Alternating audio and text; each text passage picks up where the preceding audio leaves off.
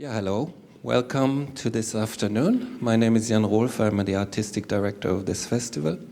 I'm very happy to see such a great interest in this program this afternoon and evening on quantum computing and sound. And yeah, I think we're all quite excited to get a glimpse today into what is at the forefront of this new and evolving technology that I guess many of us have still a rather vague idea about. At least I can say that of myself, and especially of what quantum computing might hold for the arts and for sound. So we're very thankful for this collaboration with Studio Quantum, which is a project led by the Goethe-Institut in Dublin, along with other Goethe-Institutes elsewhere in the world and more partners. And this program is facilitating connection between the arts and science, artists and scientists, to explore the artistic potentials of this quantum computing technology. And I would also like to thank the Zeitgeist Irland 24 program. It's an initiative of Culture Ireland and the Embassy of Ireland here in Germany. And this year, all through the year, a large number of projects and artists from Ireland will present work in Germany and also here at our festival and also here this afternoon in this program. Yeah, in the recent 2 decades, Goethe-Institut and CTM Festival have worked together on quite a number of projects, large and small, and both here in the festival and elsewhere, connecting our festival to many partners, artists, and networks, and also audiences in different parts of the world. And I would like to express my gratitude for the trust of Goethe-Institut, for the interest in our work, for the steady support, and for the many fruitful exchanges that really have allowed our festival and organization to substantially widen our perspectives and our networks in dialogue with so many partners in many parts of the world. That's really important. And so I'm very happy that Johannes Ebert, Secretary General of the Goethe-Institut, is here today with us to give a short welcome word. And yeah, I'd like to welcome you, Johannes Ebert, here to myself. Thank you.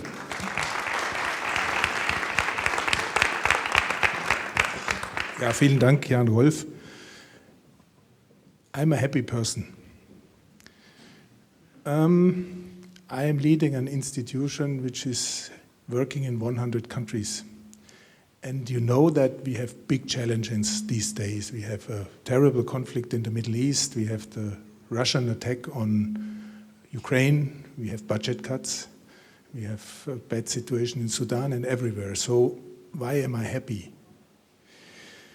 Today I'm happy because I have learned something new, something that I don't know anything about yet, quantum computing. And I'm very happy that my colleagues from the Goethe-Institut in London and in Dublin, Gesche and Mario and Ulrike and Anna, they always do this kind of innovative projects.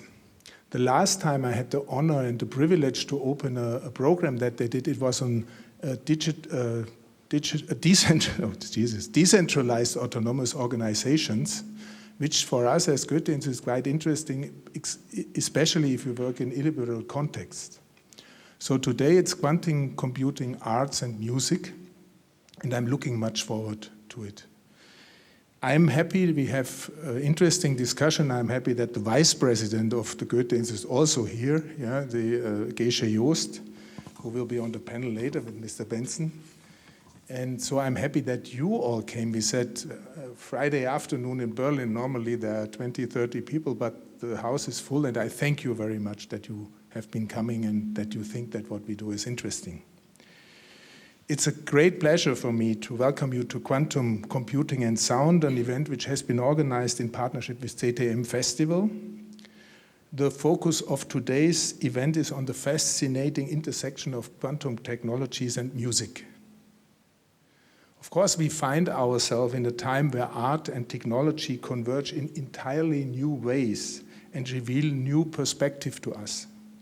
The Studio Quantum Artist in Resident program that our Goethe-Institut in Dublin developed is a shining example how the interdisciplinarity of technology and creative expression enables us to re-examine themes such as sustainability, artificial intelligence, and data security. Our hope is that this event will promote a deeper understanding and a wider adoption of quantum technologies in arts and culture. This early phase of exploration is characterized by the search for artistic expression, inspired by the unknown possibilities that this emerging technology offers. And I'm happy that CTM, I think it's a good place that we do this together this year. We will see how quantum technologies have expanded and redefined the creative practice of three outstanding artists. As the Goethe-Institut, we try to give possibilities and perspectives to artists to work worldwide on innovative topics and programs. As I said in the beginning, we live in very troubling times. We live in times where there are very different opinions and perspectives on things.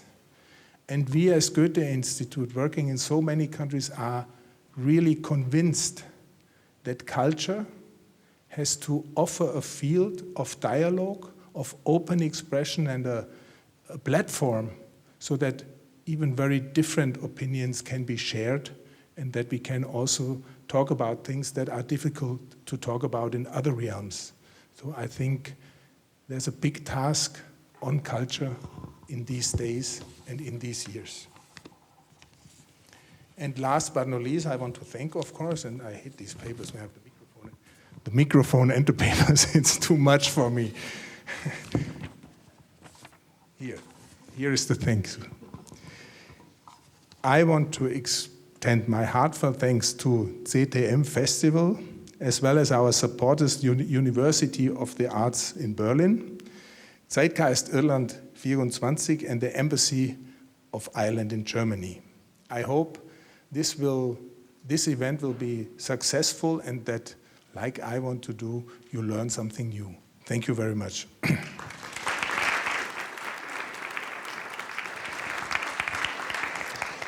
Yeah, thank you, Johannes Ebert. Thank you very much.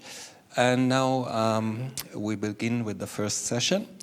And if you have lately asked yourself what is quantum computing, like myself, then I hope this session will give you some insights and familiarize you with the fundamental concepts of this technology.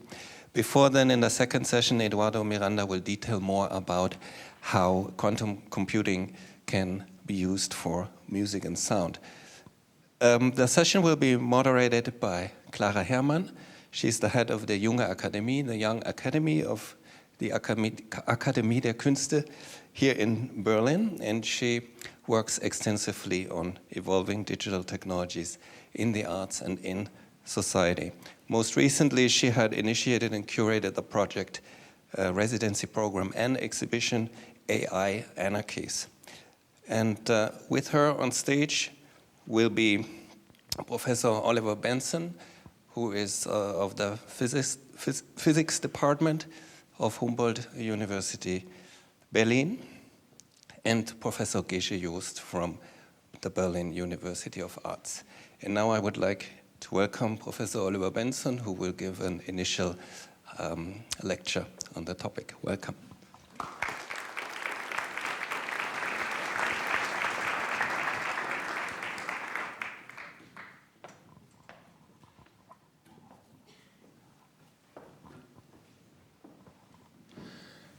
So, yeah, wow, it's hard to see anyone being on stage here, but I'm great that you're all here.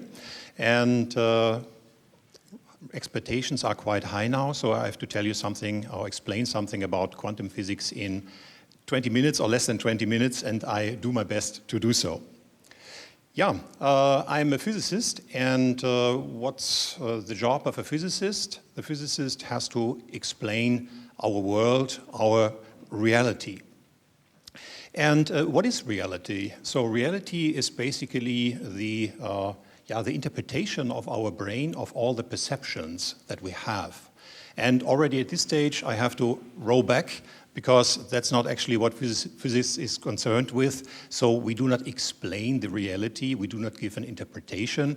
So everything what physics can do is to say and to predict what we can observe or what we can measure. So that's what we can do and what we try to do. Yeah, we're dealing with things that we see and that we perceive, and we call this elements of reality. And this is a classical example of an element of reality. That's a cat. We come back to this cat later. And this cat is at a specific location in space.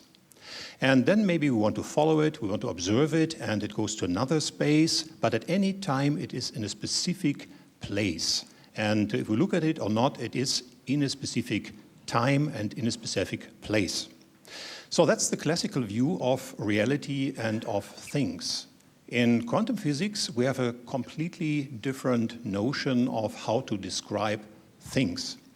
And in quantum physics, things or objects, anything is described by a wave function. And so this is a example for a wave function, a wave like you know them for water waves. And the only thing that we can say if we describe objects is where we may find them if we try to locate them, if we try to measure where they are. For example, if this is a wave function of a particle, like an electron, small object, this is a wave function, this is everything we can say about it. And if we want to look at where is it now, then, well, we can make a measurement and we can find it here. Yeah? So these white areas are where this wave function is positive, black is where it's negative, or it's here, or there, or there, or there. And it will always be found where we predict it could be, but we cannot predict where exactly we will find it. So that's a weird thing, in particular since we cannot measure the wave function directly. That's not an element of reality. So the only thing that we see in a real experiment is we try to prepare an electron or a small particle and we measure it. Where is it? It's here. Maybe sometimes it's here. And then it's here or here or here. So that's weird as the sound as we are hearing at the moment. So that's not part of the presentation, but it fits quite well at the moment, I would say. So everyone feels kind of a little bit shaky. And nevertheless, let's move on with this. So this is our observation, and that's the wave function. So if we did a lot of these measurements, then we can reconstruct the wave function.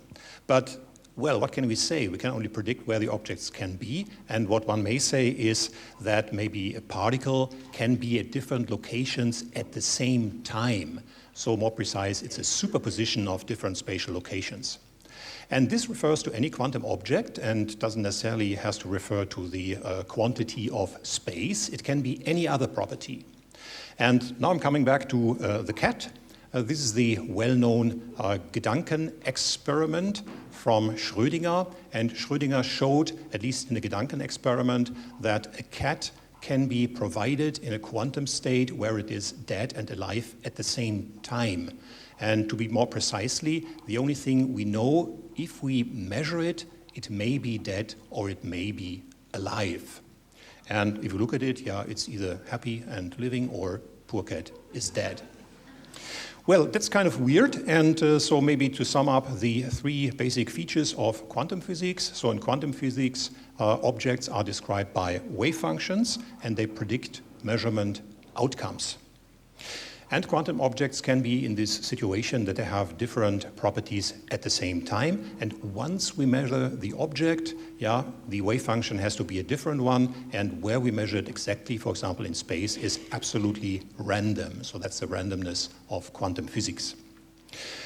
One may ask, well, that's only a theory. That's what you often hear. So gravitation is only a theory, or the Earth is not flat, that's only a theory. So is it only a theory? Of course not. So quantum physics theory is now 100 years old and has been tested by many, many experiments. And a very famous experiment is the so-called double-slit experiments, because it shows this wave-like nature of the wave function in a nice way. And let me guide you through a video that I show in the following. So what is a double-slit experiment?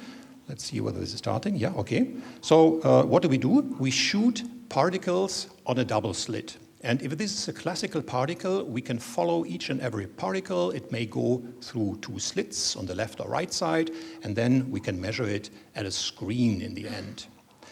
Yeah, that's the classical notion. We can follow it in space and time all the way through the slits. If it's now a wave, let's assume we do this with a water wave. The water wave now can do through both slits at the same time. And then it forms a strange pattern after the two slits. And then we can measure it at the screen again. Yeah? And now, what about the wave function? The wave function is again a wave. It can also go through the two slits at the same time, but it only predicts where we may measure the particle. For example, if we describe electrons with it. Yeah? So the wave function goes through the slits, forms this pattern, and then it says where we may find the electron or not. But the detection event is always a point-like object that we detect. And we have to repeat this measurement many, many, many times to see these characteristic stripes there that show that this is really a wave that we are talking about. This is still a cartoon, and I'm reluctant to show these cartoons in an experimental lecture because they always work, obviously, because it's a simulation of some kind. So I would like to show you a real experiment in the following. So that's exactly this kind of experiment that colleagues in Japan did. And what they did is they just sent electrons on such a double slit, and what we will see is the screen, so the detection events when we try to measure where is now the electron. And you see the screen, so two electrons are already there, and it's important in this experiment, the electrons are always sent one after the other. Yeah? So only one goes towards the double slit and is then detected later. So you see, one after the other, we accumulate these detection events, and in the beginning it looks completely random, and that's also true, so we cannot predict where exactly we will find the electron. But after some time, and there's a little bit of a speed up in this video, so we don't have to wait so long, you will recognize that these detection events on the screen are not completely random. And I don't know, we speed this up a little bit. If you take off your glasses, you may guess that some pattern appears already. And we will later see, now it's quite clear, I would say, you see that these detection events are organized again in this stripe-like pattern. So this shows that the wave function that, in a sense, guided the electron was actually a reality. So it's not a fake thing. Good. Predicts theory or confirms the theory. And again, you may wonder, well, that's electrons and atom stuff. I don't care much about it. It's small objects. But that's now the goal of many experiments, to do these kind of experiments showing this wave nature of things with larger and larger objects. And this is an experiment from a Markus Arndt group in Vienna, and they already used a rather large biomolecule to show this wave-like behavior. And the next steps that they want to take is to do this experiment with viruses. So nothing really alive, but kind of alive. And it's expected that we will find the same results. So any object, quantum physics describes everything, any object is a wave, and sure, you are a wave too, and in principle, you would also show this kind of interference if we did the right experiment. Okay, so Bohr said, that's a famous saying, those who are not shocked by quantum theory very likely have not fully understood it or have not fully grasped the consequences that come out of the quantum physics theory. This was something about quantum physics theory, and so how can we make this now into a technology? Of course, it's 100 years old, so the laser semiconductor transistor, that's already a result by quantum theory. But in recent years, one tried more to use these peculiar quantum effects directly. So to directly use the effect of superposition, two properties at the same time, or entanglement and so forth, and see what we can do with it. And this was the birth of the so-called quantum technology, or second quantum revolution. And since most of the applications deal with information processing, we have to look back at the fundamentals of information processing, maybe first of classical information processing. And the building block of quantum information processing is the bit. And we know all this, so the bit can be 0 or 1. It can be a switch that's turned on or off. It can be a current that flows or not, so anything like that. So what's now a quantum bit? A quantum bit can now be in a superposition of 0 and 1, or it can be in 0 and 1 at the same time. And we've already seen such an object, yeah? The electron, for example, that we send to a double slit. So we sent it to a double slit. It's described by a wave function, and when it passes the slit, we only know it can be on the left or the right side. And we can denote the left side as 0 and the right side as 1. So this would be our qubit. So it's a system, an individual quantum system that has two properties at the same time. This doesn't have to be an electron and space. It can be an atom or a photon, and as mentioned, they could be in different energies or different ways how they oscillate. So there are many ways to encode these kind of quantums in individual quantum systems. What's the advantage now? Why make it more difficult than just using a 0 and 1 alone? And the reason is that it can solve some problems much faster. And I would like to give you a somewhat constructed, but I hope intuitive example. So how can you use these superpositions for quantum computing? And the problem is like this. Let's assume you lock your bicycle with a lock, and maybe you forgot the combination. And that's pretty mean, because you have to guess what the combination was. And in principle, there are 10,000 combinations, and maybe you have to try 5,000 or so on the average until you guessed right. Anyway, you have to do this sequentially. So you have to guess one, try it, guess the next one, and so on. So how can a superposition help you? Let's first think about this. It's a kind of quantum. It's a kind of like a computing task. Yeah? You have an input, maybe that's a combination that you try, and you give it to the lock. And the lock would be your quantum computer. You give it to the quantum computer, well, the quantum computer tries maybe something, so the lock tries to open, and you have a result. The result is the lock is open or it's not open. Yeah? And with a quantum computer, what can you do now differently? You can try to generate a state, an input state, where you have all the combinations in a superposition at the same time. And this can be done, and then you only have to feed in this input state once to the quantum lock. And the quantum lock only has to operate once. And then, as a result, you have, again, a superposition of all input states and all possible results. And then you need one additional task, a quantum algorithm that fishes out the right correlation of right input and right output. But you see, this is a kind of vast parallelism. This is introduced by this superposition possibility. Yeah, this was an artificial example, but where can you use it? And first of all, it's wrong to say, as you read often, that quantum computers are just faster computers. That's not true. So it's true that quantum computers can solve specific problems more efficiently than any classical computer can. And these special problems are often related to problems where you have some global property of something, or where it's some extended combinatorial problem. And one example on the right side is the traveling salesman problem. So if you are a salesman, if you want to visit many, many customers, so what's the best path? To whom would you go first to make it the shortest path possible? And this is a very hard mathematical problem and very difficult to solve for a classical computer. But a quantum computer can probe all the ways, in a sense, at the same time and come up with a solution very quickly. Other examples are data search. Yeah, you can find entries in a database easily.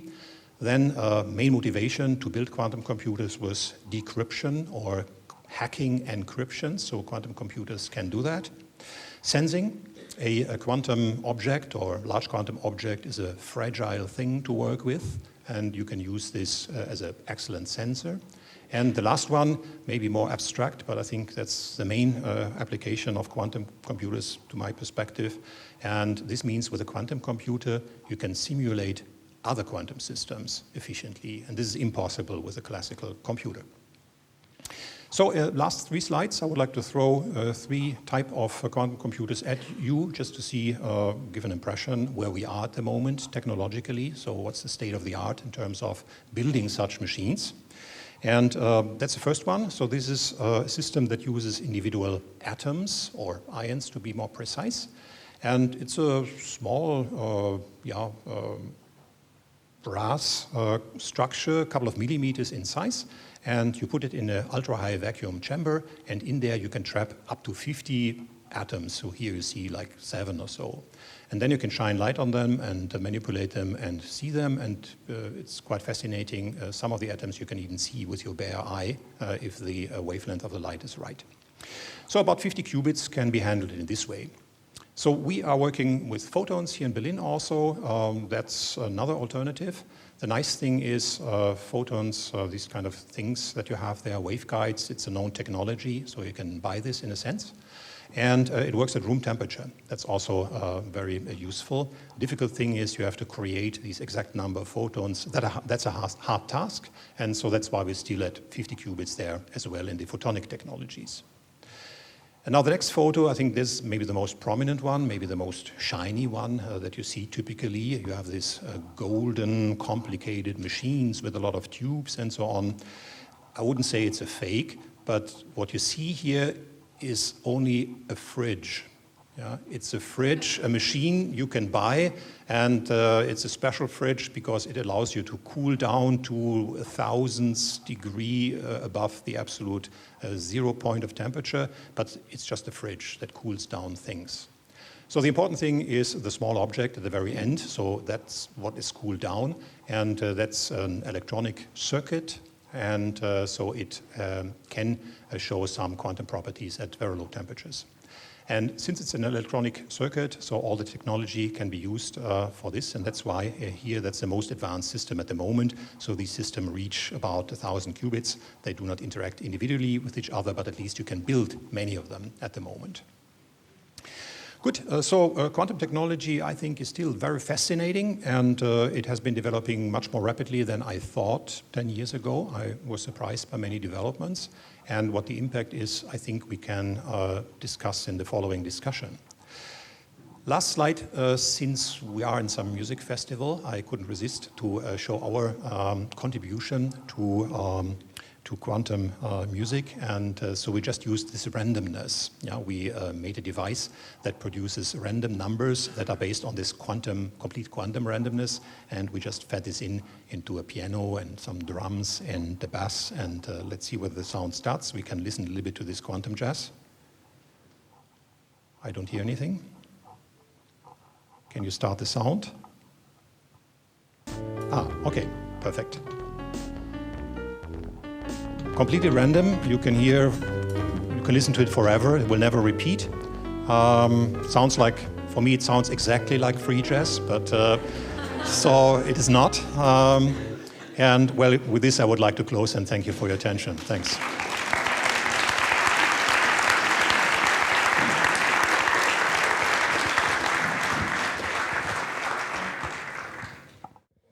Right, hello.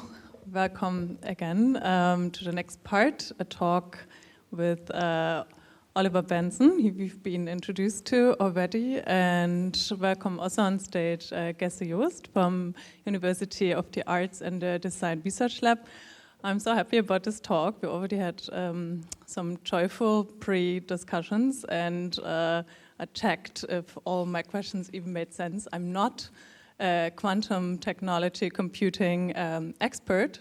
As you heard before, I worked with AI and arts quite a bit. So this is my starting point for the talk tonight, because I think for many, as with many years of AI, arts, society debates, the media, we have some keywords and things that we know. So let's build up on this a little bit and see what the quantum futures are like. I want to say again about Studio Quantum, that this introduction to quantum computing is part of Studio Quantum is an international events and artist ambassadors program from the Goethe-Institut, as you already learned, exploring emerging quantum technologies through the lens of art, which will also play a role in this talk. This year, the residency program will expand to 8 locations around the world where selected artists will collaborate with experts in the science and the arts. And also, tiny intro. I know we don't have so much time, but for me it was important to find a little situation where we can start also with an artwork that I know quite well from the past years. So the first time I ever worked with an artist who used quantum, more physics, not computing or technology, was with Rashida Phillips, you all might know. You saw maybe at the last documenta with her ongoing project Black Quantum Futurism, where she combines quantum physics, futurism, and Black African diasporic cultural space-time traditions. As the artist who worked at CERN recently once explained to me when I asked what the practice of the community she works with would look like to ensure the quantum futures, she said, and I found this a really good starting point, any and everything, our writing, our music, our hairstyles, our art, the way we dress, the way we talk, our rhythms and movements, all the ways in which we modify time and survive through the oppressive linear timeline. I found their speculative artistic work deeply rooted in community activism a good starting point because we can now jump into the time to quantum technology today to also keep in mind the question who will benefit from it and who gets to talk. So the future or a simulation of the future seems all new again. And could you describe a scenario that could give us pictures of this quantum future? Gesche, do you want to start with a little scenario that you could think of? What would change fundamentally? I think there are 2 perspectives to that. One is this incremental innovation that we see. So it's still that researchers all over the world are really trying to get a glimpse of what applications might be. So you were talking about this traveling salesman problem, and there might be applications in the future, for example, to innovation in drug development. So medical applications where you really try to find the right combination of all the possibilities that you have to combine different kind of ingredients to develop individual drugs, for example, to cure any kind of diseases. So this might be a potential future scenario of application. I also imagine, I don't know, maybe you know better whether it's true, but also to calculate climate change data. So to really understand the climate crisis in terms of all the different parameters that are involved in predicting how the climate changes and what are the influences. So I think that these might be applications. So this would be on the kind of very practical side. On the more kind of futuristic side, Eduardo was giving this example when we look back into history, when we thought kind of the first computers, the classical computers of the 1950s and 60s, you might have these images in mind of this kind of huge kind of computers that are as big as a room, and where we had the kind of first glimpse of, oh, okay, this is a new technology, we don't know yet what to do with it, and it was very cumbersome to really apply it and to really use it. And so maybe we are at a similar point in time now, where we see these machines, these fridges with a chip inside, and with the advancements of how many qubits it can kind of calculate, so kind of really trying to get on hold of, maybe I think IBM has launched in 2022 a kind of 400 qubit machine, and they announced that they might come up with a 100,000 qubit. You never know whether it's true, but this is kind of the dimensions. So I think that we see the advancements now, and maybe we make a same kind of leapfrogging into the future as we have now this capability of those computers from the 1950s in our smartphones. So maybe it will take a bit of time, but maybe in 20, 30 years we have also a paradigm shift in computing. But the applications are still kind of in the vague, so we still don't know what's happening. Thank you. Oliver, you were nodding a bit. You have something to add, a scenario? Yeah, of course it's hard to make predictions, in particular about the future. And so something was said. So some people said in the beginning, okay, quantum computer, maybe that's like the laser in the 1960s. It's a solution looking for a problem.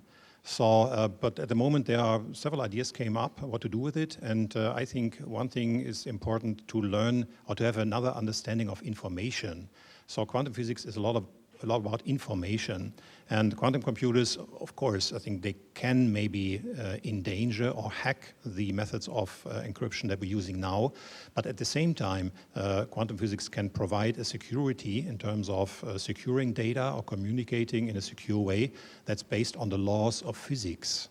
And so maybe in 100 years from now, there's new technology, but we strongly believe or firmly believe that the laws of physics cannot be changed.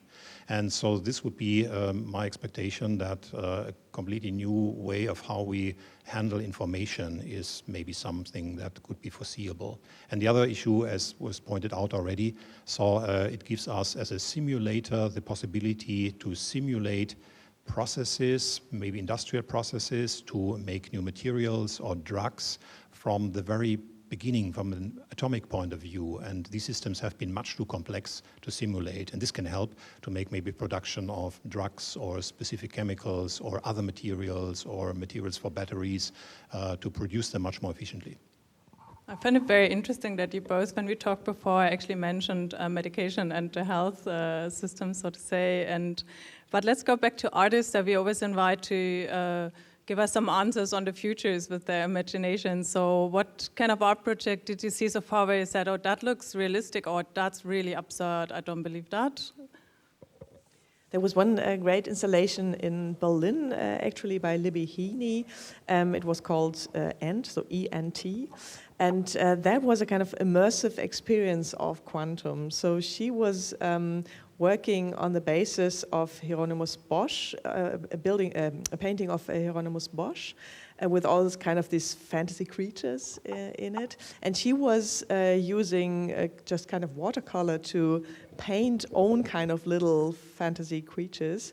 And you were as a spectator encountering these kinds of creatures. And she was manipulating these creatures by quantum algorithms. So they constantly changed. So she tried to make an immersive experience of you're entering a virtual space and you kind of interact or intra-act, as Karen Barat says. We can come later to that point.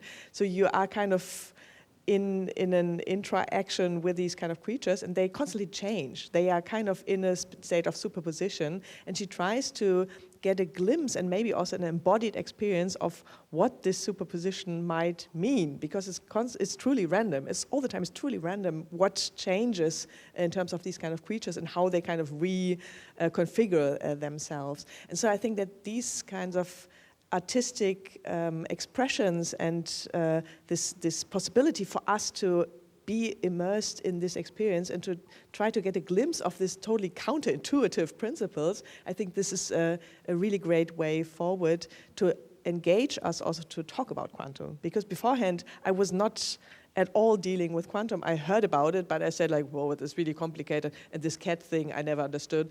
But then I tried to really get a glimpse of that, and that helped me a lot to look at it through the lens of art and design. I see. I mean, that brings me to the question, because with AI art, it was often you feed data and do something with it, and something comes out. And is this AI art? We're still in the debate what it actually is. Sometimes more interesting to not even use the technology. This sounded to me like, again, something will be fed to the system, and we look what comes out. Yeah, in a way, yes. But I think this is a good way to approach the technology. And at the same time, it's not just about using it, but many artists are also dealing with the concepts, with the categories. So this notion of true randomness, this is something really big, because we, from kind of classical science, or maybe I'm not a classical scientist, but from classical science, we try to control everything. And if it's truly random, whoa, so that's something else. And also this superposition and entanglement are so interesting concepts because we leave this binary space. And so it's neither 0 or 1, it's kind of everything at the same time. And this totally leads to all kind of non-binary queer scenarios, so all the kinds of different discourses that we have in other areas suddenly come to this point where they, interfere. And this is wonderful to see. And that's also where, for example, Karen Barat is drawing her theoretical concept of new materialism. She's intrigued by Niels Bohr. So exactly, with your quote. So it's some point in time where those categories influence also our thinking about culture, material, and interactions. And this is very, very interesting. So it's not just about the technology, but about principles. Wonderful. You have a really nice way of talking about it. I'm really intrigued now to learn more really about art and quantum computing. Let's go into some subject that you already mentioned a bit with the climate. Oliver, I have that question for you now. Let's talk about the planet, nature, the body. Thinking about Kay Crawford's landscape of computing she described in Atlas of AI, I chose this title because her research was changed things quite fundamentally also in art institutions, and everyone kept started reading her papers and also the book that came out in German.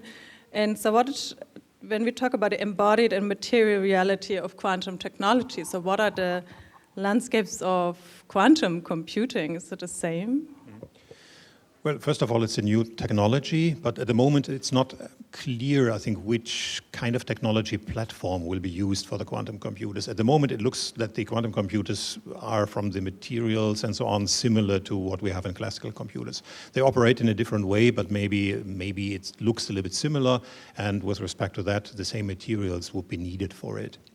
One side effect maybe of quantum computer was different. So a huge amount of energy is now consumed to process information. So this is exponentially increasing. And one aspect, at least, this has not been so much looked at, but has been looked at, is that a quantum computer, while it's computing, does not consume any energy. So it's, in a sense, an energy friendly device. So of course you need the machines around it, but at least the scalability would be a different one. The other thing is also similar as with some larger technologies, or maybe with the first computers, there were these huge and large and expensive machines. They were somewhere. And in the end, classical computers ended up on as a laptop. But I don't think this will happen with the quantum computers. First of all, there's also no need. With the internet, there's no need to have a quantum computer in your home. You can maybe have access to it. But the question is, who has access to it and where is it? And that was also motivation for some of the funding programs for the individual nations, also in Germany, to build at least their own hardware. So is it good to buy a quantum computer or quantum machine from Google or somewhere, and or would it be better to build it yourself so that you know basically what the hardware is and to be independent on that? So that's maybe one issue, particular issue. So how can I make sure who has accessibility to these quantum computers? And at the moment it's for free, but for free, of course it's for free, because you have like millions of people working to you, developing algorithms for free because they want to try something on the quantum computer. And so this is an issue I think that's important to who has access and who can use these machines, who has access to it and in which way. Did I understand right that it's actually just simply saying better than what we see with AI and technology? It won't use so much water, will not extract so much, thinking about quantum computing, because it doesn't use so much energy? Well, maybe. So with AI, okay, it's just maybe brute force scaling up at the moment. So, and that's why it's exponentially scaling. Maybe AI itself can suggest how to maybe have a less steep scaling. So maybe by itself it could reduce maybe its energy consumption if you train it accordingly. But yeah, there are some aspects that may say, okay, it's a more energy efficient way to create it. And yeah, but it still will rely on the surrounding technology. So this quantum technology also is assisted or assists other technology. Also the combination of AI and quantum computers has been discussed a lot because, as said, there are specific tasks that can be done more efficiently by quantum computers, but not all tasks. And so how can they work together? This would be also a major issue in development or question how this would evolve. Thank you. Let's stay with the horrors for a bit before we go to the nice images and the arts back to there. And what are the dangers are there with quantum? What's at risk or what can't be fixed? Do we start with the same discussion all over again with manipulation, cheap labor? We talked about extractivism, surveillance, cyber wars, and so on. If we stay here, would you say future is a bit better with quantum, or is that not even something we can discuss yet? Well, I can say a radical statement that I think our life is better with technology than it was before. And so maybe that's debatable, but I don't think so. Anyway, so I think our life is better with technology. And of course, I think there are the negative sides, and one has to be particularly careful about a technology that you don't know. And this is often the case. The technology you don't know what will it be used for and how can it be used. And also that's why important also to come up with with completely different fields like artists. So we are also in a kind of scientific bubble. So we're always thinking what we can do with it. We're always thinking we can make things faster and so on. But there are other issues, maybe other applications, but also some other risks that we don't see at the moment. And looking back at the history of physics, there were many issues that physics never thought about could be a danger of the technology that was invented. And so with respect to that, there are similar dangers as with other technologies, but there are also some ways. I mentioned this secure communication. Maybe that's one issue, and this would be very useful.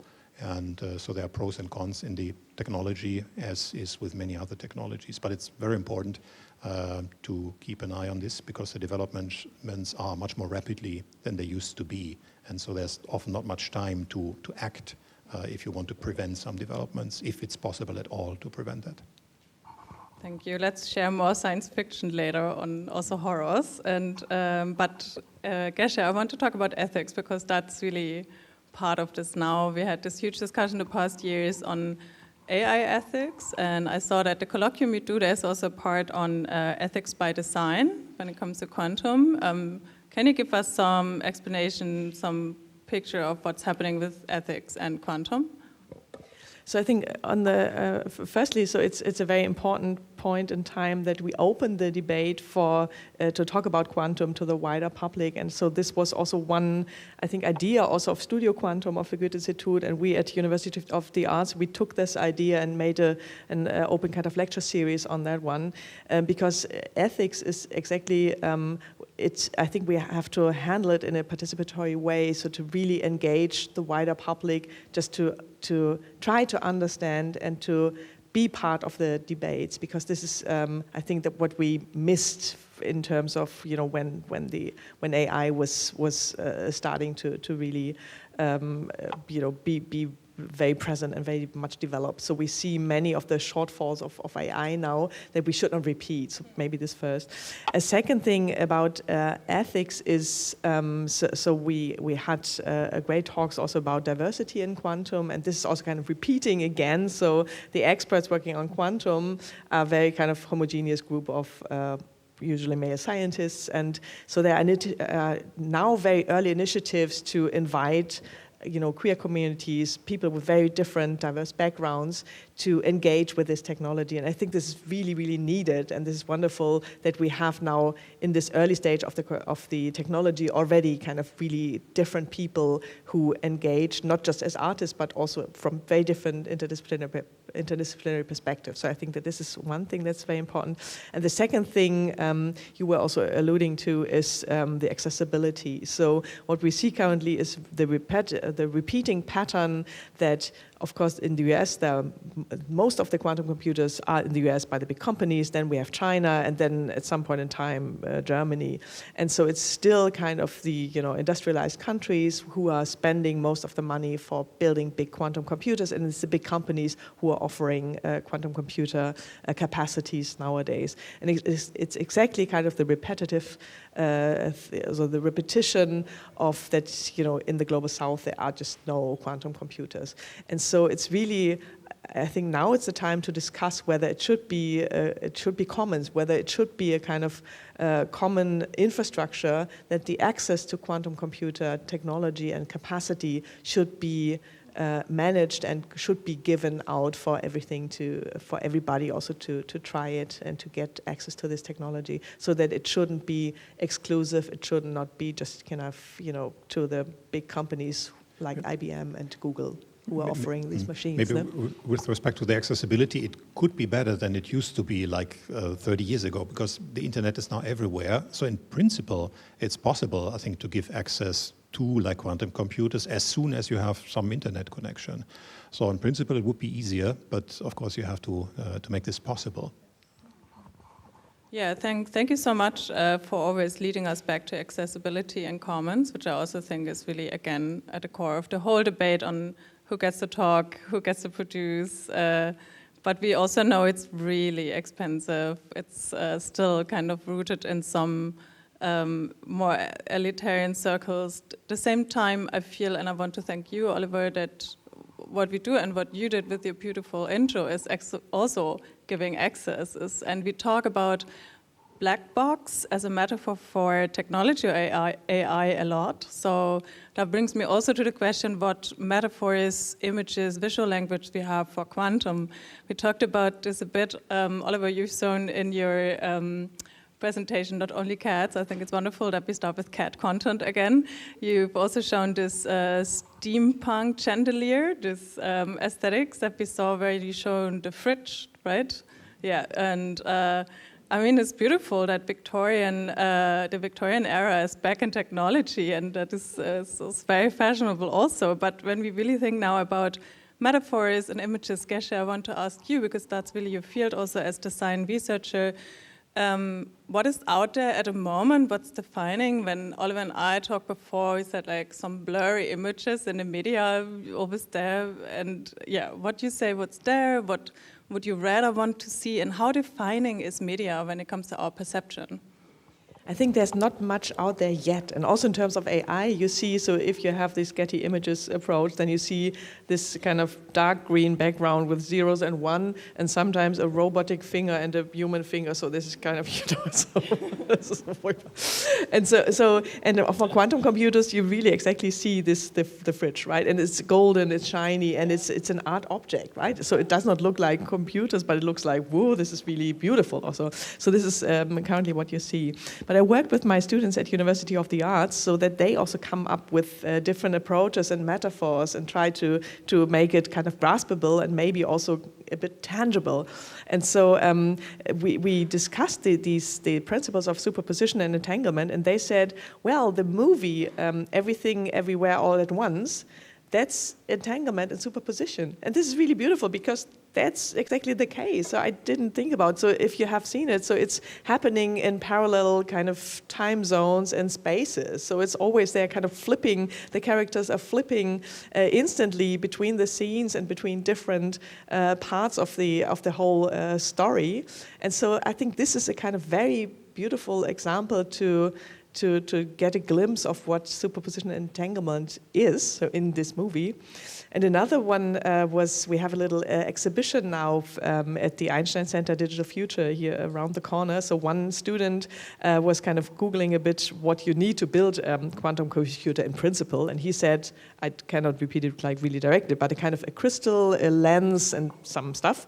And then he kind of took it literally, and he took a lens and some stuff and asked an AI image generator to build him a quantum computer, and then kind of was implementing these objects into a 3D printed sculpture. And funnily enough, it looked a bit like a dog. So it was not a cat, but it was a dog. So it was a kind of amorphic, natural object thing with 4 legs, with these kind of things inside. So it is, of course, not a functional computer, but it is just to imagine, so see through the lens of AI how we would build such a computer, think about what ingredients you might need, and then kind of really playing it a bit back and forth with AI and quantum. And what we also did in our colloquium, so we took the inputs that we had from experts and artists, took the keywords, and we're feeding it again into an AI image generator to see how the algorithm and how AI sees what we are talking about. So we were, and that's again the fridge with a bit of airbrush steampunk thing. So it's really, there's not much data existing, and I think this is exactly the angle where artists can also try to help us imagine how we can speak about and visualize. Yeah, I would agree. Also, visualization is a difficult thing. So typically you try to visualize, well, you have to visualize things. We grew up with our experience over the last couple of million years, and that's like our hardware in the brain to interpret the things that we see or feel. And however, in quantum physics, you show some images, but then the next sentence is, yeah, but this is not completely right. And so this is always a difficulty. And I think, this kind of prejudice that you have is far starker than you even think. So it goes back, I think, to maybe when you were still a baby or below, so that you learned some concepts, that things are there if you don't look at them, but children are scared when the mother or the father is leaving because they think he or she is away out of the world. We just learn that these concepts, but they are not true in quantum physics. And that's when you look at art, in particular like abstract arts, you can kind of feel your own brain trying to make an interpretation. And so it can be this or this, but you can at least get a glimpse of an idea that maybe some of the concepts that you have are just learned concepts. And so this is a very good training. So to making the invisible visible in a sense, or maybe show these kind of different layers, how we perceive things. And I think this is definitely something that art can help us with. And I found it extremely interesting, I think, to discuss this with artists. Perfect. That is a perfect bridge to my last question, because I want to talk about artists again. And I think you also said something about our hardware and learning and unlearning, and I think this is definitely what happened with AI also within the arts, that we got extremely stuck in some moments with the same discourses, stories and images over again, but also in other sectors or in the media world, and there comes a moment where you need to unlearn this, also with diverse communities, and like this is what City Quantum also does, like to be in different parts of the world, and possibly then the questions also influence in different ways. And right, last question before we wrap up this beautiful talk, I want to talk about artists again, because there is this amazing tension between what artists do and what expectations there are, and I find art is often where this tension happens, or when expectations are not fulfilled. And so I would like to ask again, we also talked a little bit about like making the invisible visible, but we also know a lot from the machinic AI discourse. What are your hopes? What would you like artists to do? And of course, they would answer, I don't have to do anything, but yeah, what could we say? Well, what is needed also in our work as scientists is to have a room or maybe an environment of creativity. That's of course a simple word, if to talk, or maybe a simple piece to say, okay, we need more creativity, and then we talk to artists. But nevertheless, I think, so how can one create this? And so also with the funding now that's available, it's nice on one hand, I shouldn't complain. But on the other hand, you are forced to go in one direction, and sometimes it's just good to maybe have a bunch of people, diverse people, and put them in a room together for a couple of days, and see what comes out. And I think these kind of places or occasions to come together, this would be very good, I think, to have more of them. And so one should allow maybe for these kind of spaces or to interact with each other. And I hope to have more of this in the future. I think it was more than 10 years ago, again by Goethe-Institut, invited to a talk about art as an early warning system. And I thought that this framing was already so intriguing, because it shows that artists also might tinker around with technologies, might misuse, reuse, differently use, or also make different sense of technology. So I think that there's a high potential in it. So just to get different perspectives, to opening up perspectives, and to also invite larger public. So I think that this, as I said, this immersive experience, I think is desperately needed, that we open up multimodal channels of talking and experiencing this kind of technology. So it's not just about scientific, reasonable, verbal exchange and discourse, but also making it tangible. So that's also so nice that we have this concert and performance here tonight, that you might open up different senses to get a glimpse of what's happening here and what the potentials are. So I think that this kind of widening, opening up, and being experimental. So this is what I love about this perspective from the arts to this phenomenon. Beautiful, thank you. It's a wrap, I would say, to hopefully give you a bit of a bite from quantum technology and computing. I learned so much. Thank you so much, Gesche.